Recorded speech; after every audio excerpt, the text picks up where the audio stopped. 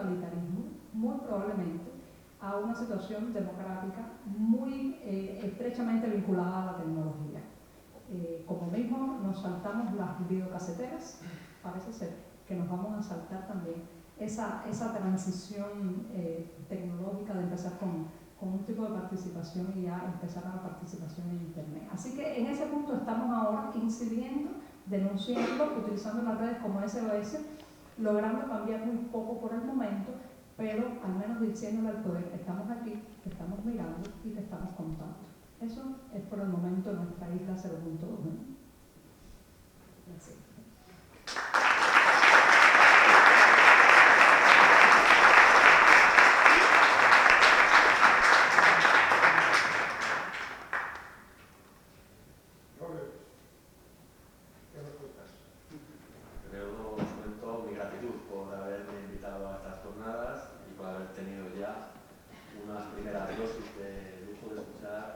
Pensamientos que hacen reflexionar. No estoy seguro de que tengáis la conciencia de haber invitado a una fiesta. O sea, no estoy seguro. Pero me prefiero etiquetarme, ponerme el hashtag antes de empezar con mi breve ponencia para que nadie se llame a engaño. Ya el título de mi presentación pues os puede dar una idea por dónde va a transcurrir, ¿no? O sea, me pregunto si vamos hacia un nuevo despotismo ilustrado 2.0, ¿no? Esta ponencia, este espacio de comunicación que os he montado no tenía nada que ver con lo que había preparado hace una semana. Pero amigo Cis, que hace unas encuestas maravillosas, aunque hagan críticas gastronómicas a su cocina y a cómo elabora el voto, pues me dio pues la luz para volverme otra vez a escandalizar por la desigualdad que hay todavía en el uso político de las redes sociales. Esta encuesta refleja a la población española que hace un uso político de Internet. Bueno, hay tres indicadores y es de la semana pasada, ¿no? Creemos los que estamos conectados que todo el mundo alrededor está conectado. Tendemos a creer que hay una hiperconexión, hay una saturación de ciudadano combativo, crítico, que quiere derribar a los gobiernos que lo hacen mal y que somos todo el pueblo el que nos hemos dado cuenta que lo hace mal y que queremos un espacio en el que se oiga nuestra voz y que sea tenido en cuenta como un ingrediente a la hora de la toma de decisiones políticas. Pero como primero, para empezar, tenemos que nunca olvidar que somos minoría los conectados. Tenemos un 39% de ciudadanos que usan Internet para obtener información política alguna vez. No hablamos de todos los días, alguna vez. Un 39% de ciudadanos. Un 11% pensamos que estamos todo el día con el clic firmando a change.org, pues solamente somos un 11% los que hacemos o practicamos la participación vía firmas online, y todavía es más pequeño el porcentaje de personas que participan en algún debate o foro político o espacio tecnológico, espacios de redes sociales que tengan algún tipo de incidencia política en Internet. Es bueno tener esto en la cabeza antes de adentrarnos en qué pueden mejorar las redes sociales, la calidad de la democracia, que es la pregunta que nos convoca.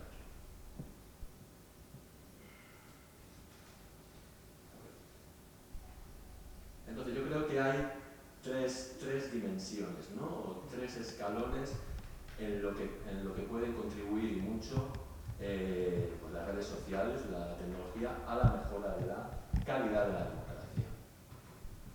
En la participación, pues una cara sonriente, porque yo creo que suma.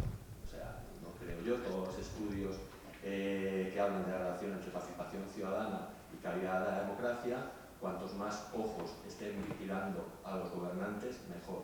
Cuantas más personas estén dedicando parte de su tiempo a difundir información sobre el comportamiento político, mejor.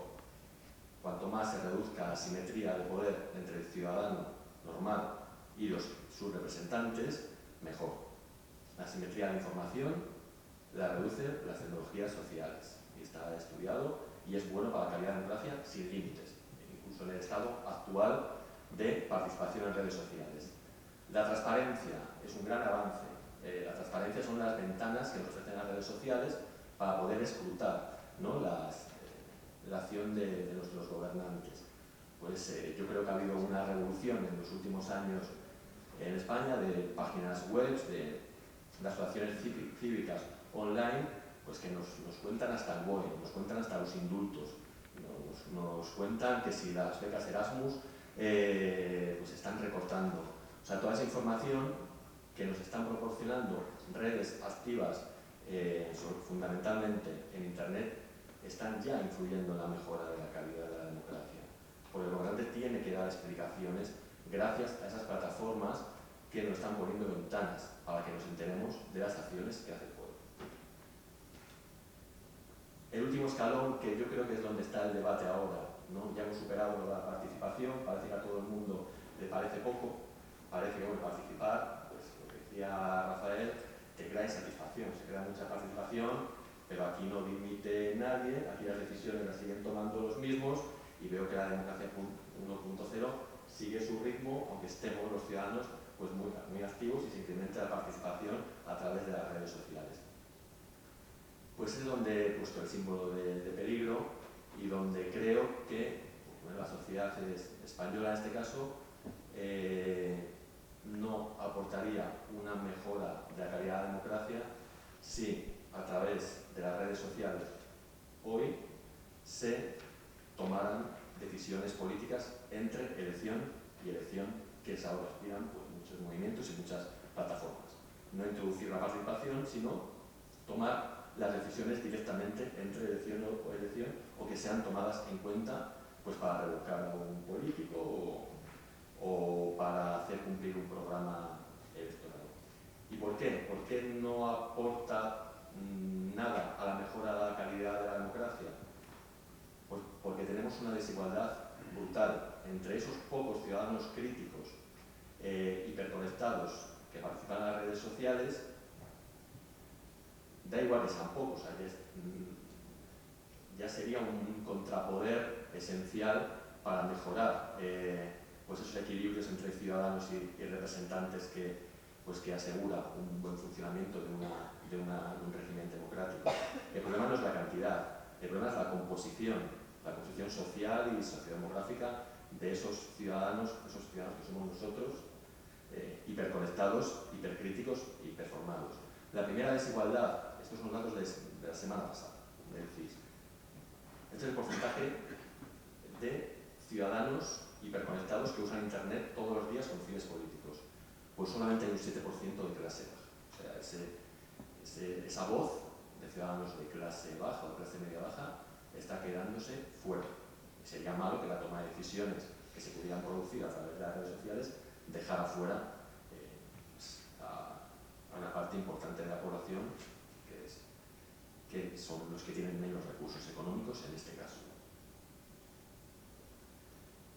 Desigualdad entre ilustrados, personas con estudios universitarios y personas pues, con menos estudios. Sabemos que los ciudadanos con recursos superiores, pues hablo del nuevo despotismo ilustrado 2.0, pues usan Internet todos los días del 36% por un 2% ciudadanos de primaria o ciudadanos con secundaria, que es la mayoría de los ciudadanos de este país, pues usan Internet todos los días con fines políticos, solo un 9% con estudios secundaria.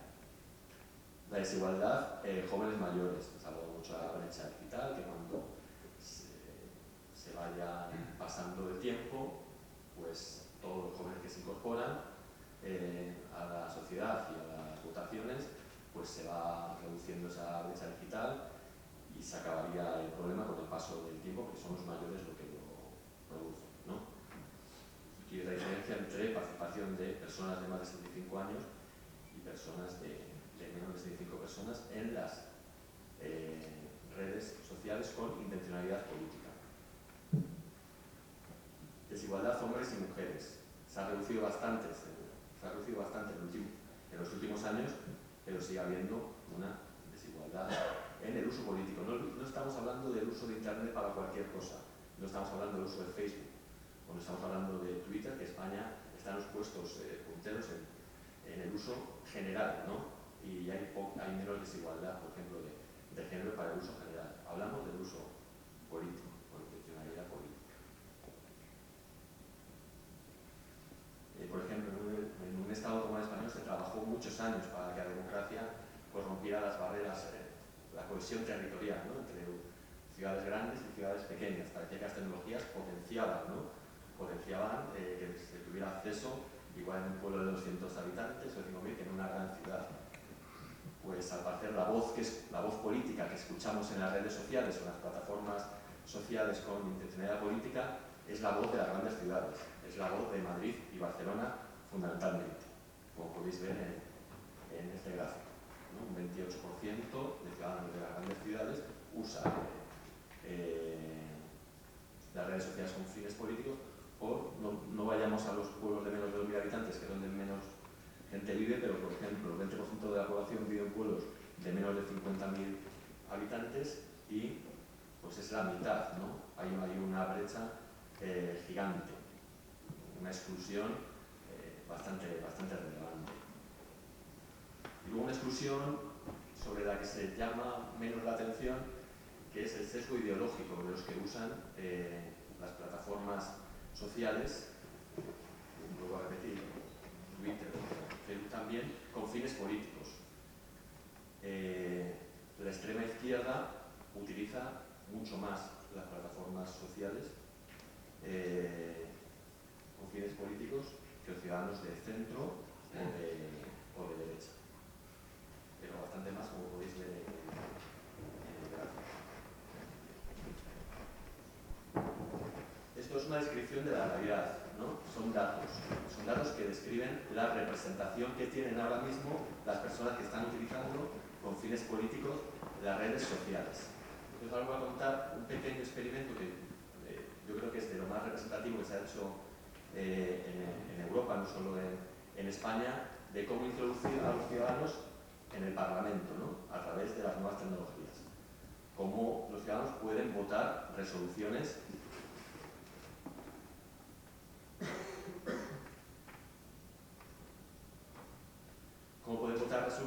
suplantando a su representante.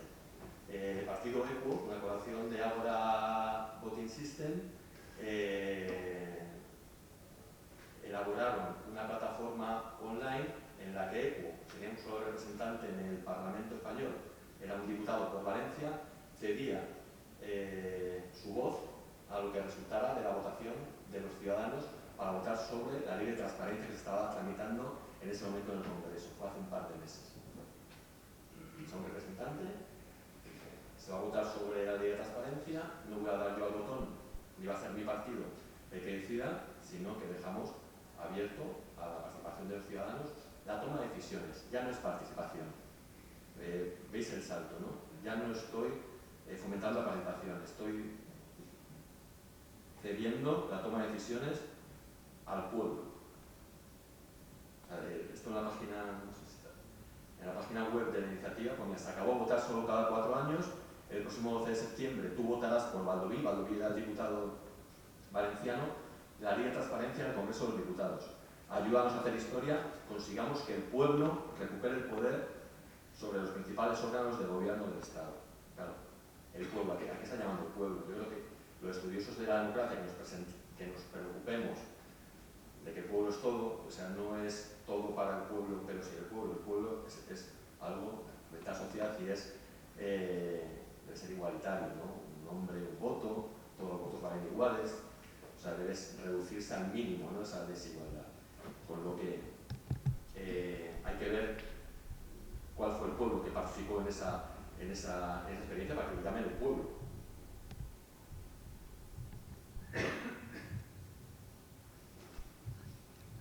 En la experiencia votaron 2.261 ciudadanos.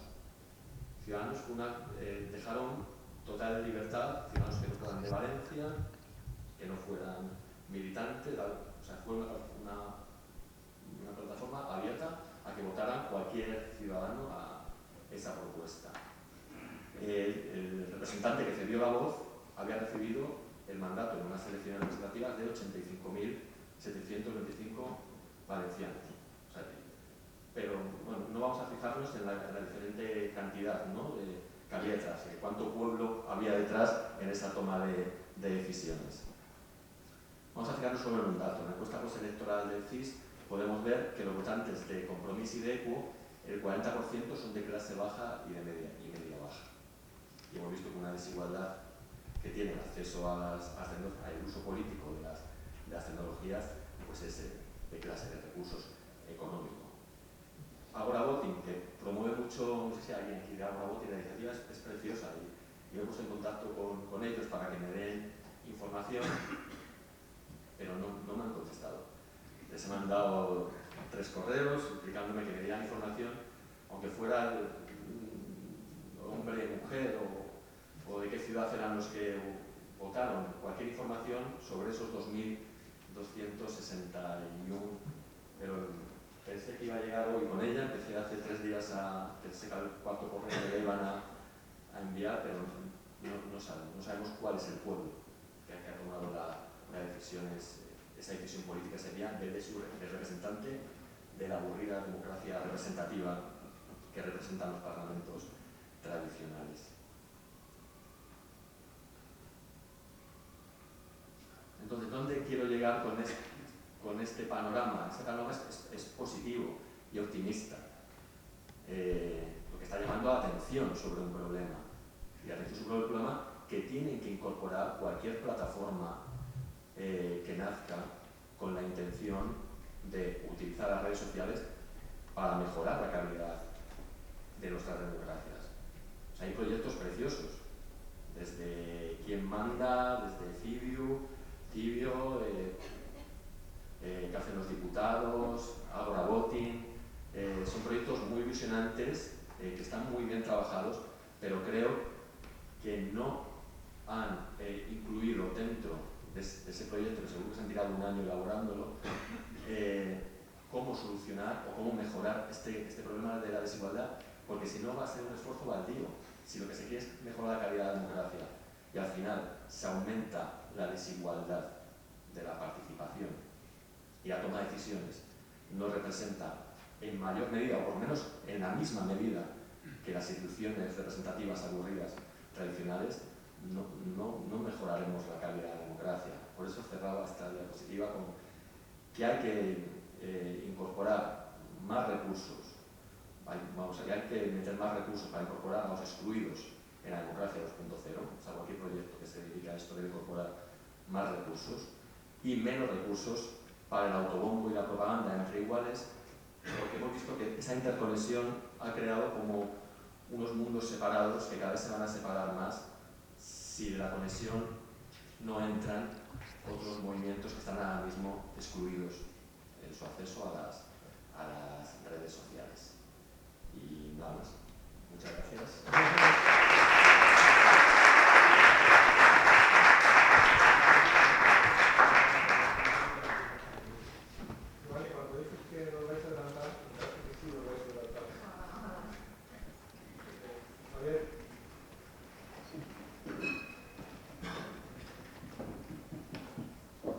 Muchas gracias. A mí me encantaría empezar ya el debate con Braulio, con Joan, y de hecho voy a intentar hacerlo, pero antes quiero dar las gracias a esta casa Italia, al señor Vira, que ha sido capaz de convocar esta mesa tan interesante, a Braulio Gómez, a Dani Sánchez, pero también a Julio Pérez Tomé, porque me inició en internet hace ya unos meses, en Twitter, y a todos vosotros por estar aquí, especialmente a los amigos por aquí, a Antonio González Quirós, a Enrique Rasi, a José María Román, etc. Gracias por compartir este tiempo. Y yo estoy muy emocionado y muy interesado en compartir esta mesa con Braulio y incluso especialmente con Joan, no solamente porque viene de Cuba, sino porque es un ejemplo vivo todo lo que la tradición democrática ha venido predicando sobre la tensión permanente entre el poder del Leviatán, entre la fuerza del Estado, el poder del Estado y el derecho de los ciudadanos. Y me ha impresionado porque cuando ha hecho 2 o 3 cosas, una la he tuiteado, ¿no? Sobre nosotros te vemos, te observamos y te controlamos, le dice ella, al poder, ¿no? En las democracias occidentales sucede al revés, el Estado quiere al soberano, que es el ciudadano, le quiere observar, conocer y controlar. Y el soberano se defiende, igual que se defiende el Estado totalitario, ¿no? Pero me ha llamado mucho la atención cuando has hecho una reflexión, y lo voy a conectar con una frase escrita hace algunas decenas de años por Hannah Arendt en su obra Los orígenes del totalitarismo, porque literalmente coincide prácticamente con algunas cosas que has dicho. Cuando ella viene a contar lo que pasó en la República de Weimar, como había unas masas que parecían indiferentes, que no eran de nadie, y que fueron, digamos, descartadas en las cuentas de los debates políticos, de pronto apareció alguien que se quedó con ella, que las manipuló y que desequilibró la balanza precisamente hacia un régimen que subvertió la libertad y la democracia. Y ella dice Arendt que con frecuencia los movimientos totalitarios usan y abusan de las libertades democráticas conocidas por ellas. Y dice lo siguiente literalmente, dice: esta no es simplemente maligna astucia por parte de los dirigentes o estupidez infantil por parte de las masas, aclara, lo acaba de decir Arendt. Las libertades democráticas pueden hallarse basadas en la igualdad de todos los ciudadanos ante la ley. Sin embargo, adquieren su significado y funcionan de modo orgánico solo allí donde los ciudadanos pertenecen a grupos y son representados por estos o donde forman una jerarquía social. Por tanto, esto nos introduce, a mí por lo menos me introduce ya completamente en el debate que también ha puesto Braulio, ¿no? Entre democracia representativa, democracia directa y lo que estamos viendo que está aportando la digitalización. Lo que estamos viendo en Cuba es un caso muy especial, donde la libertad de prensa, que no existe, que está condicionada siempre por unos intermediarios que han existido siempre, está aflorando directamente a la primavera nueva de los ciudadanos interactivos, de los influyentes que están aportando y trabajando. Pero permitidme que comente esto con lo que es la historia de la democracia. Yo creo que el valor fundamental de toda democracia es la libertad, y que esa libertad fue recogida por primera vez de una manera formal en la Declaración de 1789, la Declaración de Derechos, que se promulgó 2 años después de la Constitución norteamericana como una adenda, como una enmienda. Ahí está la famosa primera enmienda de la Constitución de Estados Unidos. La Constitución nace como un derecho de libertad de los territorios y tiene solamente parte orgánica, y poco después se produce esa decisión. Bueno, Jefferson, años antes de esa promulgación, ya había dicho que la esencia del gobierno americano tendría que ser una opinión pública libre. Y lo decía de una manera como muy categórica. Decía, si me dieran a escoger entre un país con gobierno pero sin prensa y otro con prensa pero sin gobierno, escogería este último. Los padres fundadores del primer país de los Estados Unidos tenían muy claro que el